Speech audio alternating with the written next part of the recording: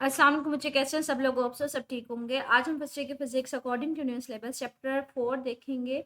Topic work done by a variable force. अच्छा, इससे पहले हमने प्रीवियस लेक्चर में सिर्फ और सिर्फ ये देखा था work done by a constant force. तो हमने इसमें देखा था सिंपली आप फोर्स और डिस्प्लेसमेंट का प्रोडक्ट ले लेते हैं और उसको फाइंड आउट कर लेते हैं।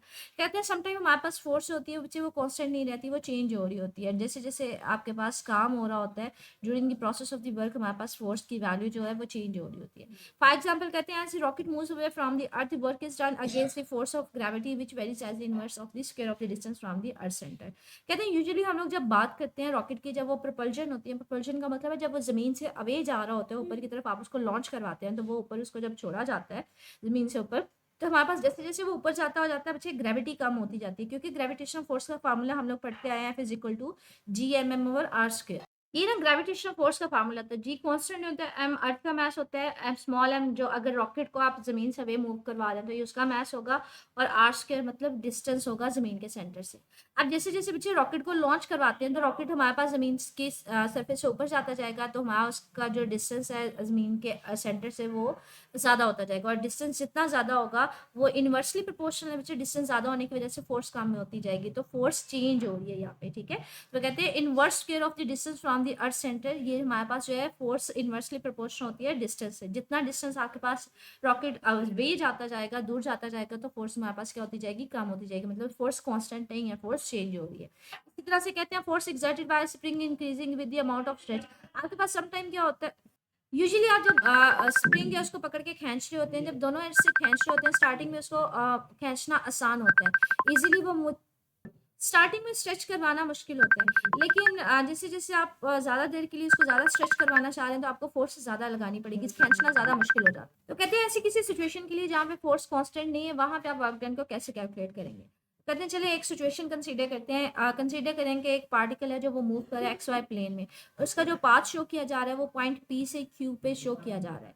के को ऑब्जेक्ट है, ये देखिए ये इंटरवल है, वो पॉइंट पी से क्यू पे जाना चाह रहा है। कहते हैं ये अब टेढ़ा मेढ़ा सा पाथ है, अब हर पॉइंट पे फोर्स जो है वो डिफरेंट होगी बच्चे। कहीं पे भी अगर इस तरह का टेढ़ा मेढ़ा पाथ हो ना, कहीं पे भी फोर्स आपने फाइंड आउट करनी हो, तो आप क्या करते हैं उस पॉइंट पे एक टेंजेंट, एक स्ट्रेट लाइन खींचते हैं। वो टेंजेंट बेसिकली इस पॉइंट पे डायरेक्शन ऑफ फोर्स बता रहा होता है। यहाँ पे फोर्स की डायरेक्शन बच्चे, फोर्स जो है मुझे एक वेक्टर क्वांटिटी है, तो उसमें चेंज दो वजह से आ सकता है, या तो उसकी मैग्नीट्यूड चेंज हो रही हो या उसकी डायरेक्शन चेंज हो रही हो। अब अगर इस तरह का टेढ़ा मेढ़ा पाथ है, तो अगर किसी भी पॉइंट पे फोर्स की डायरेक्शन मालूम करनी है तो वहाँ पे हम टेंजेंट ड्रॉ करते हैं। यहाँ पे फोर्स मालूम करनी है उसकी डायरेक्शन, तो मैं यहाँ पे एक टेंजेंट ड्रॉ करूंगी। अगर मुझे यहाँ पे मालूम करनी है तो यहाँ पे टेंजेंट ड्रॉ करूंगी, यहाँ पे फोर्स की डायरेक्शन मालूम करनी है तो यहाँ पे टेंजेंट ड्रॉ करूंगी। तो इस तरह के बच्चे पाथ पे मुझे नजर आ रहा है कि हर पॉइंट पे फोर्स की डायरेक्शन डिफरेंट है, मतलब फोर्स चेंज हो रही है, यहाँ पे कांस्टेंट फोर्स नहीं है। तो कहते हैं ऐसी सिचुएशन में आप क्या करेंगे, इस पूरे इंटरवल को छोटे छोटे डिस्प्लेसमेंट के इंटरवल्स में डिवाइड करेंगे, छोटे छोटे पाथ एलिमेंट्स में डिवाइड करेंगे। फॉर एग्जाम्पल कि आपके पास ये टोटल पाथ था, आपने क्या किया, इसको ना छोटी छोटी लेंथ एलिमेंट्स में डिवाइड कर दिया। यहाँ से यहाँ तक इसको डेल्टा D1 बोल दिया, छोटा सा लेंथ एलिमेंट्स है तो उसको डेल्टा D1। डेल्टा का मतलब होता है बच्चे ये चेंज को भी बता रहा होता है, ये छोटी वैल्यू को भी बताता है, ठीक है। यहाँ पे छोटा सा लेंथ एलिमेंट है, दूसरा यहाँ पे मैंने यहाँ से यहाँ तक इसको डेल्टा D2 बोल दिया, इसको delta D3 up to so on, इसको मैंने छोटे छोटे इंटरवल्स में डिवाइड कर दिया। अब यहाँ पे बच्चे ये लेंथ एलिमेंट है, तो इसके लिए जो फोर्स होगी वो क्या होगी, मैं यहाँ पे एक टेंजेंट ड्रॉ कर देती हूँ, तो ये मेरे पास फोर्स आ जाएगी F1। किसी भी पॉइंट पे अगर आपने फोर्स ड्रॉ करनी हो तो आप वहां पे एक स्ट्रेट लाइन खींचते हैं, एक टेंजेंट ड्रॉ करते हैं, तो यहाँ पे फोर्स की डायरेक्शन F1 ये होगी। अब ये देखिए बच्चे फोर्स इस तरफ है, डिस्प्लेसमेंट का कह लें लेंथ एलिमेंट इधर है, तो दोनों के दरमियान कुछ एंगल θ1 बन रहा है ना।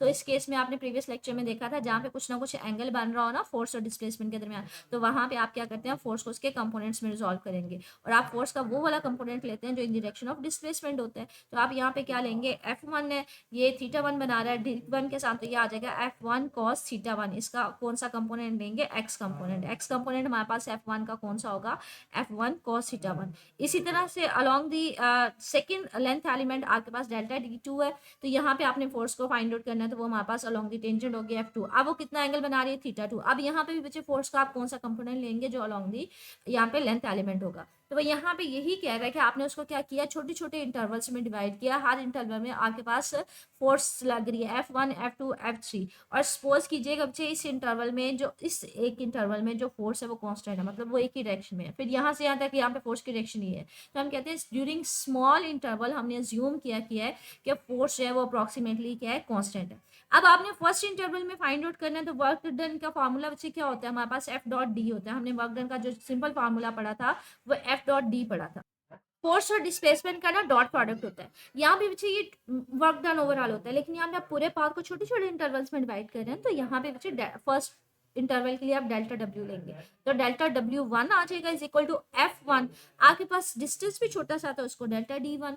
अब बच्चे डॉट की जगह क्या आ जाता है, कॉस थीटा। कॉस थीटा यहाँ पे एंगल कितना आपने बोला था, थीटा वन बोला था। इसी तरह से अगर आप सेकंड इंटरवल की बात करें, तो वहां पे वर्क डन की वैल्यू क्या आ जाएगी, F two delta D two cos theta two, तो F two delta D two cos theta two. इसी तरह so on up to N के लिए आपके पास क्या आएगा, F N cos theta N delta D N. अब आपने क्या करना है, टोटल वर्क डन मालूम करना चाहिए, सारे इंटरवल्स को ऐड कर लें, इसका वर्क डन प्लस इसका work done plus delta W one plus delta W two plus delta W N, सबको एड अप कर लिया। इनकी वैल्यूज पुट करें, F one cos theta one delta D one and so on, इन सबको add कर लिया जी। जब एक से ज्यादा वैल्यूज कहीं पे ऐड हो रही हो ना, उतना इतना लंबा चौड़ा एक्सप्रेशन लिखने की बजाय ना, हम यहाँ पे इसको कम्पैक्ट फॉर्म में एक फार्मूला लिखते हैं, इसको समेशन फॉर्म की फॉर्म में लिखते हैं, या सिग्मा।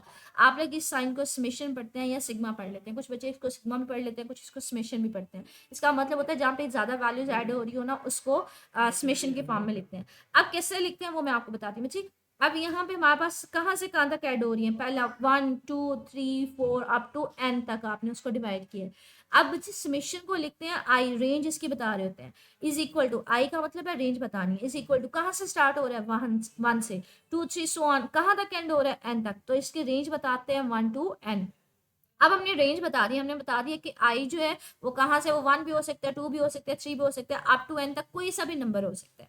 अब आपके पास ये एक्सप्रेशन में जहां जहां 1 2 3 लिखे वहां वहां पे आई लिख दें। एफ के साथ 1 2 3 आ रहा तो एफ के साथ आई लिख दिया, क्योंकि रेंज मैंने बता दी है। कॉस थीटा आई, थीटा की जगह 1 2 3 लिखा था तो इसकी जगह आई लिख दिया, डेल्टा डी आई की जगह आपने लिखा था तो इसको आई लिख दिया। तो ये होता है कि एक लंबा चौड़ा एक्सप्रेशन यहाँ पे चीजें ऐड हो रही हूँ, उसको आप शॉर्ट फॉर्म में एक फार्मूले की फॉर्म में लिख सकते हैं। एक फार्मूले की फॉर्म में किस तरह से लिखते हैं, आप वहाँ पे समेशन या सिग्मा का साइन इस्तेमाल करते हैं, उसकी रेंज बता देते हैं, i is equal to 1 to N. यहाँ पे फॉर एग्जाम्पल मुझे पता होता ना 10 तक मैंने उसको डिवाइड किया है, तो यहाँ पे फिर मैं 1 टू 10 लिख देती, और यहाँ पे उसी तरह से रहता है F I cos theta I delta D I. मतलब जब इसको ओपन करूंगी, पहले मैं इसकी जगह 1 टू एन है ना, तो पहले मैं 1 लिखूंगी, फिर प्लस 2 लिखूंगी, फिर प्लस 3 लिखूंगी, और लास्ट में जाके क्या लिख दूंगी, एन लिख दूंगी। तो ये एक बड़े से फार्मूले को छोटे से फॉर्म में लिखने का तरीका होता है। ठीक है, ये तो हमने सिंपली वर्क डन निकाला जब आपके पास फोर्स कांस्टेंट नहीं है, उस केस में वर्क डन का फार्मूला क्या होगा, उस केस में आप वर्क डन छोटे छोटे पैचेस में डिवाइड करके उसको ऐड कर लेंगे। कहते हैं अगर मैंने इसको ग्राफिकली देखना, कोई ग्राफ ड्रॉ करना है, फिर कैसे करेंगे। कहते हैं हमने इससे पहले प्रीवियस लेक्चर में देखा था कि कांस्टेंट फोर्स कांस्टेंट ना हो, तो आप अलोंग दी वाई एक्सिस उसका वो कंपोनेंट लेते हैं जो इन डायरेक्शन ऑफ डिस्प्लेसमेंट होता है, मतलब आप कॉस थीटा लेते हैं, अलोंग दी एक्स एक्सिस आप प्लेसमेंट लेते हैं। यूजुअली आपके पास अगर कांस्टेंट फोर्स हो ना, तो लॉन्ग दी वाई एक्सिस हम सिर्फ फोर्स ले लेते हैं, लेकिन अगर फोर्स कांस्टेंट नहीं है तो आप क्या लेंगे, एफ कॉस थीटा लेंगे, आप उसका वो कंपोनेंट लेंगे जो long the direction of displacement होगा, और लॉन्ग दी एक्स एक्सिस आप क्या लेते हैं, डिस्प्लेसमेंट लेते हैं। अब ये देखिए आपके पास बच्चे जो शेप आई है ना ग्राफ की, वो कुछ ये वाली शेप है।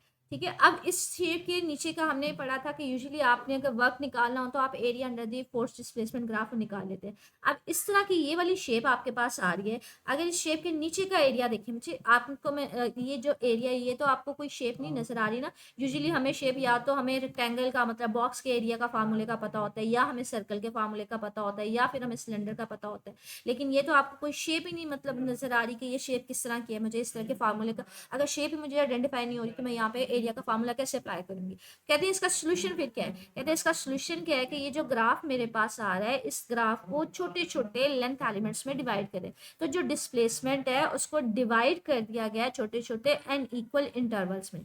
मतलब मैं यहाँ पे पहले इस पूरे ग्राफ को यहाँ से यहाँ तक मैं इसको डेल्टा डी वन में ले लूंगी, फिर delta D two, delta d three, delta d so on delta D n. तो मैंने छोटे छोटे उसको लेंथ एलिमेंट्स में डिवाइड कर दिया।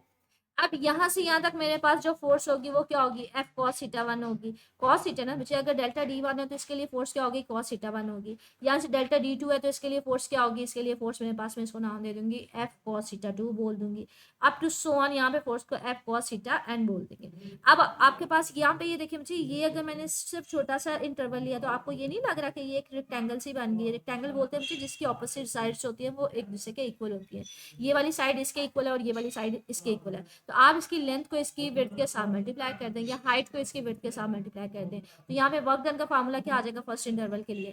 फर्स्ट इंटरवल के लिए क्या आ जाएगा? डेल्टा W1 आपके पास इज इक्वल टू आ जाएगा F1 cos theta 1 which first है। तो इसके लिए जो मैं इसकी हाइट लूंगी ना, मैं उसको नाम दे दूंगी F cos थीटा 1। तो ये देखें इसको लिखा हुआ है F1 cos थीटा 1 और डेल्टा D की बजाय हमारे पास आ जाएगा डेल्टा D1। ठीक है, इसी तरह से अगर हम मतलब हाइट उसकी क्या बताएगी? हाइट उसकी बताएगी F cos थीटा 1 और उसकी वेट क्या बताएगी? Delta D1। तो ये आ जाएगा F1 cos theta 1 delta D1। इसी तरह से इंटरवल आपको सेकंड वाला अगर मैंने उसको छोटे से इंटरवल में डिवाइड किया तो ये देखें ये भी आपको एक रेक्टेंगल से नहीं लग रही, इस रेक्टेंगल के ऊपर भी आप फार्मूला अप्लाई करेंगे इसकी हाइट को। हाइट को बच्चे मैं बोल दूंगी F2 cos थीटा 2 बोल दूंगी delta D2 and so on. अब ये सारे इंटरवल्स को जो सारी की सारी शेडेड है, नाउ दी आइथ मतलब आपने जो छोटे छोटे इंटरवल्स में डिवाइड किया है, ये सारी रेक्टेंगल्स का जो एरिया होगा उसको सम अप करके आपके पास क्या आ जाएगा? I cos theta delta DI। Total work done कैसे निकलेगा? इन सबको सम अप करके वो आपके पास सोल्यूशन आ जाएगा। कहते हैं लेकिन यहाँ पे ना एक छोटा सा प्रॉब्लम ये आ रहा है। छोटा सा प्रॉब्लम क्या आ रहा है? जब आप इसको रेक्टेंगल्स में डिवाइड कर रहे हैं, छोटे छोटे पाथ एलिमेंट्स में डिवाइड कर रहे हैं, तो इसमें ये देखें आप जब पाथ एलिमेंट्स रेक्टेंगल्स में डिवाइड कर रहे हैं तो ये देखें ये रेक्टेंगल है, इसमें ये रेक्टेंगल है, इसमें ये वाला जो व्हाइट वाला पोर्शन है अच्छा ये तो ग्राफ के ऊपर नहीं आ रहा, ये तो ग्राफ के अंदर नीचे है ही नहीं था, ये तो शेडेड एरिया में नहीं था।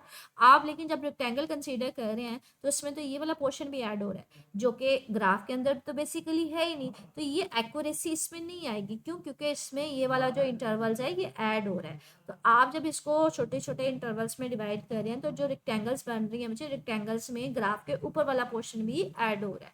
तो ये एज सच एक्यूरेट नहीं है। तो कहते हैं फिर इसका सोल्यूशन क्या है? इसका सोल्यूशन है कहते हैं आप इंटरवल्स को इतने छोटे छोटे डिवाइड करें बहुत ज़्यादा लार्ज नंबर ऑफ इंटरवल्स में। मतलब अगर इंटरवल्स आप ले रहे हैं तो इसकी विड्थ इतनी ज़्यादा नहीं होनी चाहिए, बहुत स्मॉल होनी चाहिए। इतनी स्मॉल होनी चाहिए कि अगर आप एक किसी पॉइंट पे ले रहे हैं रेक्टेंगल, तो ये देखें ये इतना रेक्टेंगल हो कि इसके नीचे की लाइन सिर्फ हो, इतना रेक्टेंगल हो इसके नीचे की लाइन हो, ये रेक्टेंगल हो, ये रेक्टेंगल हो, मतलब वेरी स्मॉल हो। अगर रेक्टेंगल है तो सिर्फ और सिर्फ वो हमें ऐसे लगे कि वो एक लाइन के फॉर्म में है। ठीक है, ऊपर वाला पोर्शन जो है वो इंक्लूड ही ना हो। कहते हैं अगर वेरी लार्ज नंबर में आप डिवाइड करेंगे बहुत स्मॉल लेना है। कितना स्मॉल है ना? Delta D approaches to zero, मतलब इंटरवल ऐसा लगे वो है ही नहीं, उसकी विड्थ है ही नहीं, बिल्कुल वो एक पॉइंट के फॉर्म में लगे। अगर एक पॉइंट के फॉर्म में लगेगा तो इसके नीचे का जो एरिया होगा वो फिर सिर्फ उसके नीचे का एरिया ही आएगा, उसके ऊपर वाला रेक्टेंगल के ऊपर वाला एरिया इंक्लूड ही नहीं होगा। तो उस केस में एक्यूरेसी हमारे पास क्या होगी? इससे ठीक होगी। तो वो obtain an exact result for the work done. तो हम वर्क डन के लिए क्या करेंगे? एग्जैक्ट रिजल्ट ले सकते हैं। तो ये देखें आपने nth इंटरवल्स में उसको डिवाइड किया है, लेकिन यहाँ पे मैंने लिमिट दे दिया delta D approaches to zero. इसका मतलब है इंटरवल बहुत शॉर्ट होना चाहिए कि आपके पास वैसे लगे सिर्फ एक पॉइंट की फॉर्म है, उस केस में रेक्टेंगल होगा तो आपके पास ऊपर वाला पोर्शन ऐड नहीं होगा। दूसरी रेक्टेंगल होगी वो एक इतनी होगी कि वो आपके पास ऊपर वाला पोर्शन ऐड नहीं होगा। तो ये हमें सिर्फ और सिर्फ एरिया अंडर द ग्राफ देगा जब आप इंटरवल जो है वेरी स्मॉल लेंगे कि आपके पास इंटरवल अप्रोचेस टू जीरो होगा। तो वो यहाँ पे ये कह रहे हैं if this limit delta D approaches to zero, अगर आप ये वाली लिमिट लगा देते हैं, total area of the rectangle वो एग्जैक्टली सेम होगा between the FD cos theta versus D कि जो आपके पास रेक्टेंगल्स का एरिया होगा जब उन सारी रेक्टेंगल्स को ऐड करेंगे तो सिर्फ नीचे वाला पोर्शन आएगा, ऊपर वाला पोर्शन ऐड नहीं होगा। तो ये ज़्यादा एक्यूरेट है। ठीक है, तो वो यहाँ पे ये उसी चीज़ को हाईलाइट करा कि वेरिएबल फोर्स के लिए आपने जो उसको पैचेस में डिवाइड करना है, वेरी स्मॉल में करना है कि आपके पास जो विड्थ हो वो इतनी ज़्यादा हो, अप्रोचेस टू जीरो का मतलब है बहुत स्मॉल हो। तो कहते हैं ओवरऑल हमारे पास ग्राफिकली कैसे लेते हैं? F cos थीटा और डिस्प्लेसमेंट के दरमियान जो ग्राफ आ रहा होता है उसका नीचे का जो एरिया होता है वो आपको बेसिकली क्या दे रहा होता है? वर्क दे रहा होता है। वो अलग बात है वो हम एरिया को मालूम कैसे कर रहे हैं? हम उस पूरे पाथ को छोटी छोटे लेंथ एलिमेंट्स में डिवाइड कर रहे हैं कि आपके पास एक रेक्टेंगल्स बन रहे हैं, हर रेक्टेंगल का वर्क डन कैलकुलेट करके उसको लास्ट पे ऐड अप किया जा रहा है। समेशन साइन का मतलब है हर किसी का कैलकुलेट करेंगे और लास्ट पे उसको ऐड कर लेंगे। तो ये एक लॉन्ग क्वेश्चन है कि अगर कांस्टेंट फोर्स नहीं है, वेरिएबल फोर्स है, तो उस केस में आप डायरेक्टली नहीं करते बल्कि आप उस पाथ एलिमेंट को सिंपल तरीके में भी उसको पाथ एलिमेंट्स को छोटे छोटे इंटरवल्स में डिवाइड करेंगे, हर इंटरवल के लिए अलग से वर्क डन निकालते हैं और सबको ऐड अप कर देते हैं। ग्राफिकली में भी यही है कि आपके पास अगर ग्राफ आ रहा है कोई तो वेरिएबल फोर्स के लिए तो उसको भी छोटे छोटे इंटरवल्स में डिवाइड करेंगे, लेकिन याद रखिएगा अगर हम नॉर्मल इंटरवल्स में डिवाइड करते हैं तो जो रेक्टेंगल बन रही होती है उसमें ग्राफ के ऊपर वाला पोर्शन भी ऐड हो रहा होता है जो एक्यूरेट नहीं होता। तो इस केस में सोल्यूशन ये है कि आप उसकी विड्थ इतनी स्मॉल करें कि आपको लगे कि जो रेक्टेंगल है वो सिर्फ और सिर्फ नीचे वाला पोर्शन दे रही है, ऊपर वाला पोर्शन नहीं दे रही। अब ये इंपॉर्टेंट लॉन्ग क्वेश्चन है बच्चे, आपको पता है ये बुक चेंज हुई है, इससे पहले ये वाला जो टॉपिक है ना work done by variable force, ये इंडिविजुअल भी आपके पास एज अ लॉन्ग क्वेश्चन आ जाता था। एक्सरसाइज में स्टिल ये है, लेकिन ये इसको कंबाइन कर दिया हुआ कांस्टेंट फोर्स के साथ। लाइक ये देखिए आपका सेकंड वाला लॉन्ग क्वेश्चन है work done by a variable force, ठीक है। आपके पास ये वेरिएबल फोर्स भी पूछा हुआ है, कांस्टेंट फोर्स भी पूछा है, तो कांस्टेंट फोर्स के साथ मैंने प्रीवियस लेक्चर में बता दिया था आंसर आपके पास, और वेरिएबल फोर्स के साथ आपका आज का कंप्लीट टॉपिक इसमें आ जाएगा, ठीक है।